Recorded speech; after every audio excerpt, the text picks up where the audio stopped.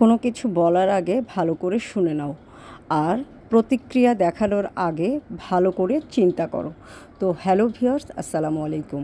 আমি নীলা, আপনাদের সবাইকে ওয়েলকাম করছি নতুন আর একটা ব্লগ ভিডিওতে। আর আজকের ব্লগ ভিডিওটাও একই রকম, খুবই সুন্দর একটা ব্লগ ভিডিও বলতে পারেন।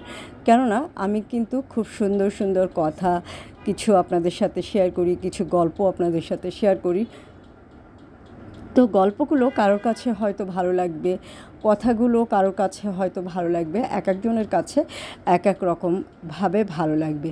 তো যার কাছে যেটা ভালো লাগবে সেটা দেখবেন বা শুনবেন এবং শেষ পর্যন্ত থাকবেন। আর ভিডিওগুলো যদি একটু বেশি ভালো লাগে তাহলে লাইক কমেন্ট করবেন।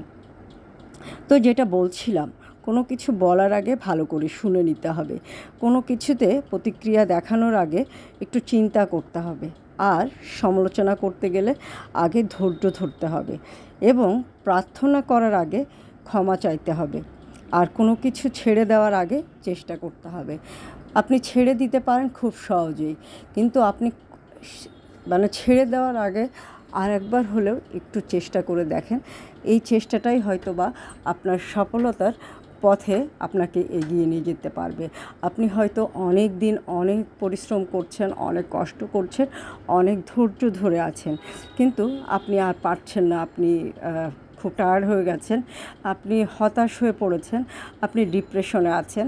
বা ডিপ্রেশন কথাটা রিসেন্টলি খুব ব্যবহার করা হয়।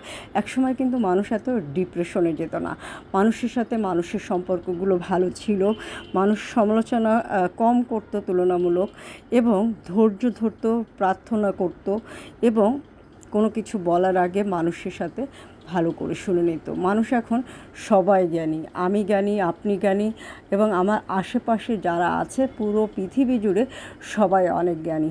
এখানে জ্ঞানকে জ্ঞান অল্প হতে পারে, কিন্তু জ্ঞানের প্রসারতা মনে হয় তাদের অনেক বেশি।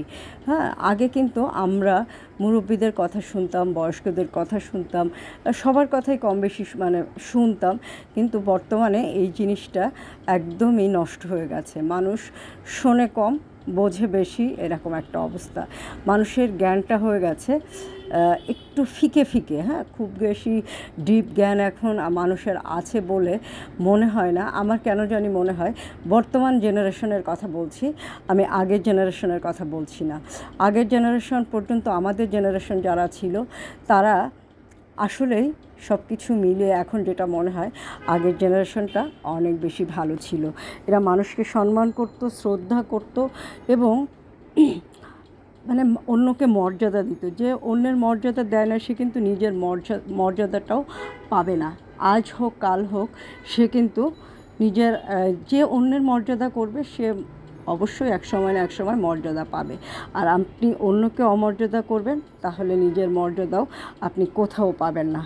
আর জীবনের কোনো ক্ষেত্রেই ধৈর্যচ্যুতি হওয়া যাবে না। হ্যাঁ, ধৈর্যচ্যুতি হয়ে গেলেই কিন্তু আপনার জীবনের সব কিছু নিঃশেষ হয়ে যাবে।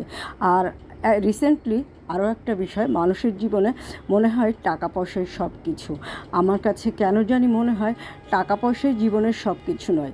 টাকা পয়সার প্রয়োজন, অনেক প্রয়োজন, জীবন চলতে গেলে, খেতে গেলে, বাস্তবতার ক্ষেত্রে যেটা হয়, টাকাটাই বেশি প্রয়োজন। কিন্তু এই টাকা পয়সা থাকলেও মানুষ অনেক সময় সুখী হয় না।